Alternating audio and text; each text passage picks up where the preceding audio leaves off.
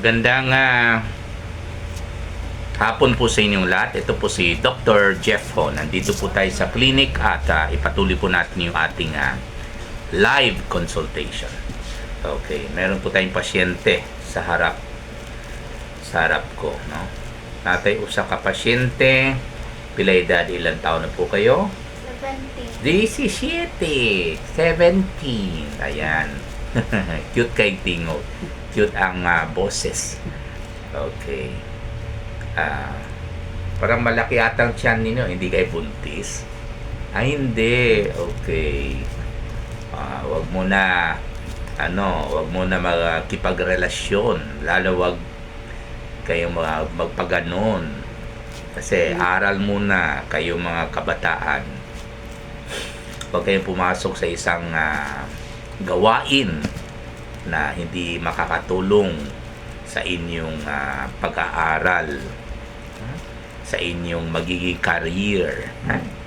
Okay? Kaya pag nag-aaral po kayo, 100% full-time estudyante. Okay? Meaning, school home. Pagdating sa bahay, aral ng aral. Pag meron pa kayong time, syempre, tulungan ninyo mga nanay ninyo. Hindi yung puro cellphone. Okay? So, kasi, lalo si Madam, 17 na. Tumutulong ba sa'yo or... Tumutulong. Okay, good. So, anong problema po ninyo? Kalibanga, nagtatae. Kailan nag-start? Kahapon. Day 1, kahapon. Ilang beses po kahapon? Banabana lang. 15 times. Talagang binilang mo? Ginan mo tuwing pumunta sa CR? 1. Tapos mamaya, 2. So, 5 ganon na. 3 ganon. Ha? Para ka naman nasa preso Binibilang yung araw na sa loob ng preso. Joke lang ha. How about today? Ilang beses ka nag-LBM? 7 times. So, bago nag-LBM kayo kahapon, anong kinain ninyo? Wait. Anong oras nag-start talaga yung pinakaunang LBM ninyo? Anong oras nag-start kahapon? Pagising sa umaga, LBM kagad? Or after lunch pa? Oh, yun. Madaling araw. So, ginising ka sa madaling araw kahapon. Okay. Pero the night before, okay, kahapon yun. Yun, the night before, nasusuka siya. After dinner yun, the night before, yung isang dinner pa. Hindi kagabi na dinner, kundi yung isang dinner. Anong kinain pala niya nung isang dinner? Sa labas siya kumain o sa loob ng bahay? Kanang gamay na kung ikan kay kalitura pamang ko first, so wala kay kumpanta. Ano yan? Before dinner, naglalagnat ka na? The night before? Yung isang gabi pa? Sabi na nasusuka daw kayo. Yung nasusuka siya, kumain na ba siya ng dinner? Hindi pa. Kunti lang do. Sandali Kasi wala lang. na siyang gana do kasi may lagnat na siya. So, ibig mo sabihin naglagnat siya before siya nag-dinner. Yes. So, meron siyang kinain yung lunchtime. Ano ba? Saan ka kumain ng lunch yung isang araw? Saan ka kumain ng tanghali yung isang araw? Sa bahay. Hindi kayo nakatong siya, no? So, yung isang araw, ano yun? Thursday. Thursday lunchtime. Saan ka kumain? Sa bahay? So, okay ka pa nun. Nung kumain kayo ng lunch, okay pa. So, nag-umpisa ng lagnat mo, anong oras pala? 3 o'clock? 4 o'clock ng hapon? 4 o'clock ng hapon na ha? So, may kinain ka nung lunchtime. Sabay kayo kumain nung isang araw ng lunch? O meron siyang kinain na galing sa labas? Baka yung hindi. Nagkain sila ng yung mangga. Mangga? May bagoong. Bagoong. Yung bagoong, yung Pero pares kami nang kinain ng lunch. Okay. Pero yung bagoong, yung ginisa na or hindi pa or hilaw pa yung bagoong yung nasa suka pa. Suka na. Hilaw pa no? Tama? So yun, wag kayong kumain ng bagoong na bang tawag niyan, yung hilaw pa. Ang alam ko, yung bagoong yung ginisa. So ang bagoong pala pwede yung ginisa na, talagang namamatay na po yung mikrobyo, or pwede rin yung hindi pa ginisa, nilalagay lang sa suka para daw mamatay ang mikrobyo. Hindi po talaga mamamatay ang mikrobyo.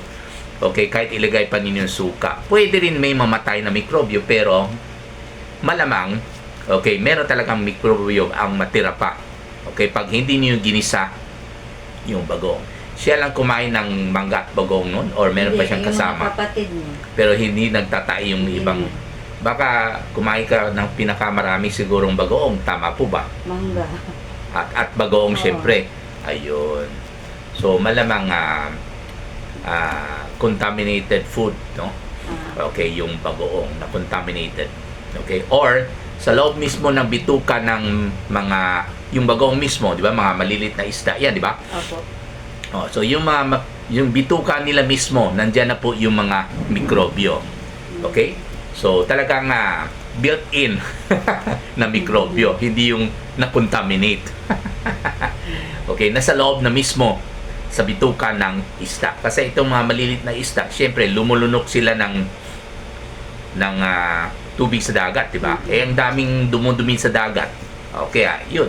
Expect niyo na yung bituka nila may mikrobyo, pati yung lungs nila, yung gills, kasi nag-breathe sila ng seawater eh. So, pagpasok yung seawater, sama-sama yung mikrobyo, paglabas yung seawater sa gills nila, maglabas yung mga bula, pero yung mikrobyo na sa seawater na-trap sa respiratory system or gills ng isda. So anyway, kadalasan pag ang mga mikrobyo ay galing po sa dagat, syempre, expect natin yung galing sa mga dumi ng tao, for example, na dumudumi rin doon, di ba? So malamang amoeba po yan. No? Okay, so before nagtatae kayo, parang pinipiga po yung tiyan ninyo, yung bang aray, tapos tatakbo ka sa CR, tapos pag upo, ganon. Marami pa ba o pakunti-kunti na lang? Ano siya, basa. Daghan. Dami talaga. Daghan daw. Amoy langsa. Amoy langsa. Or amoy bagoong. May dugo. May dugo na po ba? May dugo. Wala pang dugo. Expect ko ninyo magdugo yan mamaya or bukas. Pero kung magdugo siya, huwag kayong mag-alala. Itutuloy lang po ninyo yung gamot para sa kaniyang amoeba. Kadalasan kasi pag may problema sa pagkain, usually it's either amoeba na mikrobyo or yung mikrobyo na hindi amoeba. So para sa amoeba na mikrobyo, uminom kayo ng metronidazole, no? Dok, hindi siya nakakalunok ng tablet. Hindi nakakalunok. Nako, paano na po yan? Ang laki na po ng katawan ninyo. Kahit isususpension po kita.